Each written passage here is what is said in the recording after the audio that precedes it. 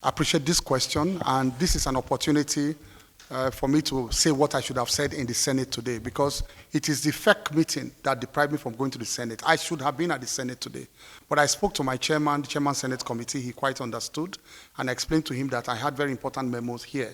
But of course, the airlines who are at the center of it all, they are there now at the National Assembly, and I was willing to join them. And the NCA, also I told the NCA to join them at the Senate today. But thankfully, this is a great opportunity, because it's the same day, same time that they are supposed to have the hearing at the Senate that I need to make this clarification. One, the industry has long been deregulated. The moment Babangida said private airlines can come in and fly, they deregulated in terms of pricing and all of, just like a free market. And so government has absolutely no powers to fix prices for private enterprise, including the aviation industry. Now, but that does not mean that we are leaving them without engaging them or rudderless. We have engaged them at several fronts. They've told us there are problems. Access to aircrafts, access to good leased aircraft on very good conditions. The fact that they still have to do most of their C checks abroad. There are no maintenance facilities here for their aircraft, so they have to source a lot of dollars to take those aircrafts abroad for maintenance, and on and on and on. However, related to what you asked, there are the issues of the taxes. So it's all rolled into one. Now, let me address it holistically. On the issue of having access to cheaper aircrafts, this government has done quite a lot.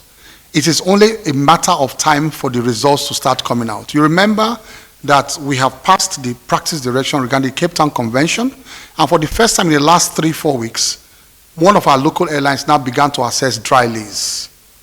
The dry lease was 3 times lesser than the price they normally get those aircraft, and it was given by one of the best and the biggest leasers in the world, AirCap. I'm sure you know AirCap. AirCap from Dublin. They are one of the biggest in the world. They decided, after abandoning Nigeria for nearly 2 decades, nobody touched Nigeria. It was President Bola Ahmed Tinubu's government that restored confidence again in the system. So that is the first that they have given us. In the next few months or 1 year, we expect a lot of these dry leased aircraft to come in. One, it will reduce the cost of operation, the cost of the leasing, and then again, it will make more people, more of these operators have access to the aircraft, and it will create competition. The only thing that can drive prices down in the free economy is competition, no other thing. You see what is happening between Dangote and NNPC now, and all that. Everybody is reducing by 20 naira. Today they'll reduce again by 10 naira because it's competition.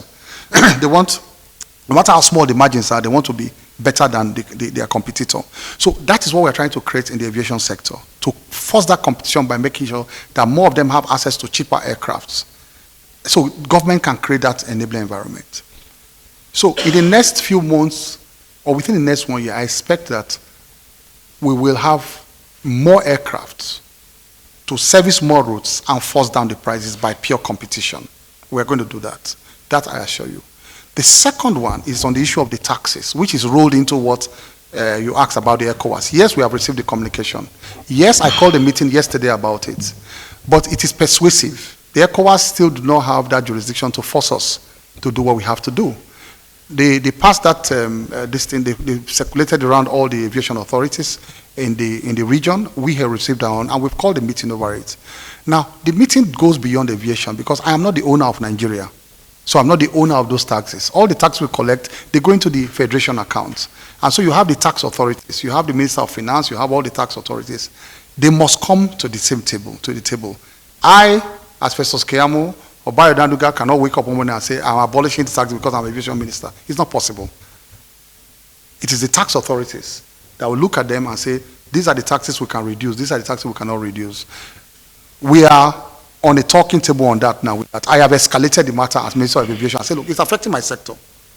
So I've escalated the matter to the relevant people.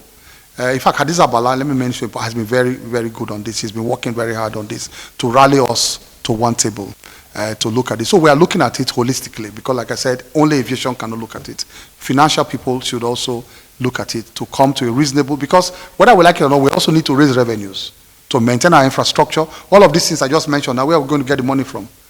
We provide navigational services, we provide service at the airports. We need to maintain our airports. So there must be some kind of taxes.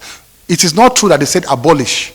So let me correct what you asked. They never said so. They said reduce significantly to accommodate passengers within the region. That is, so and it was persuasive. It's a moral persuasion that they gave to the region to do that. So we're working on that.